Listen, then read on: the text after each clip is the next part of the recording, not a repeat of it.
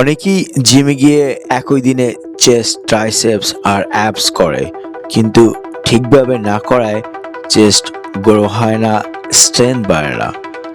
আজ আমি খুব সহজভাবে বুঝাবো একই দিনে চেস্ট, ট্রাইসেপস আর অ্যাপস কিভাবে করলে মাসেল গ্রোথ আর স্ট্রেংথ দুটি ভালো হবে।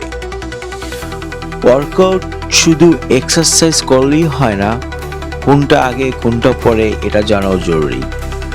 চেস্ট বড় মাসেল, ট্রাইসেপস তুলনামূলক ছোট, আর অ্যাপস আমাদের শরীরের সাপোর্ট মাসেল।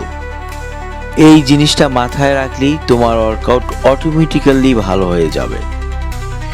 ওয়ার্কআউট শুরু করবে চেস্ট দিয়ে, কারণ চেস্ট এক্সারসাইজ করার সময় ট্রাইসেপ এমনিতেই কাজ করে, তাই চেস্ট ফ্রেশ থাকতেই চেস্ট করাই বেস্ট।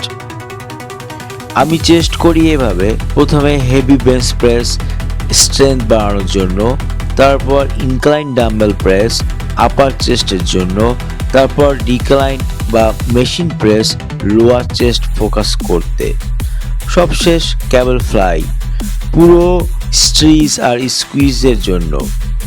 চেস্ট ওয়ার্কআউটের সময় যদি শক্তি না থাকে তাহলে চেস্ট গ্রো করবে না, এটাই রিয়েলিটি।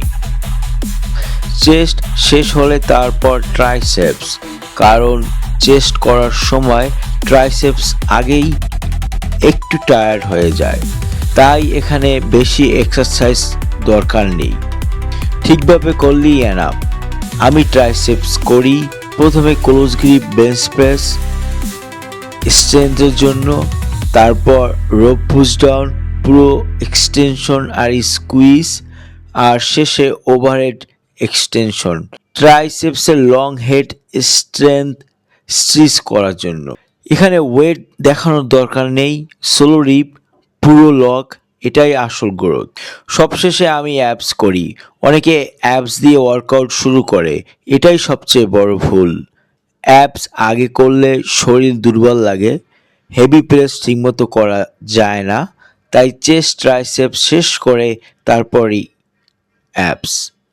আমি করি হ্যাঙ্গিং লেগ রেইস আর ক্যাবেল ক্রাঞ্চ। অ্যাপস হচ্ছে ফিনিশিং টাচ, শুরুর জিনিসটা। আমরা যেগুলো ভুল করি: অ্যাপস দিয়ে ওয়ার্কআউট শুরু করা, ট্রাইসেপস খুব বেশি করা, হেভি ওয়েট নিয়ে ফর্ম নষ্ট করা। মনে রাখবে, আগে চেস্ট, তারপর ট্রাইসেপস, সব শেষে অ্যাপস। ভিডিওটা যদি তোমার কাজে লাগে একটা লাইক দাও। এমন সহজ সায়েন্স বেসড ওয়ার্কআউট ভিডিও পেতে চ্যানেলটা সাবস্ক্রাইব করো।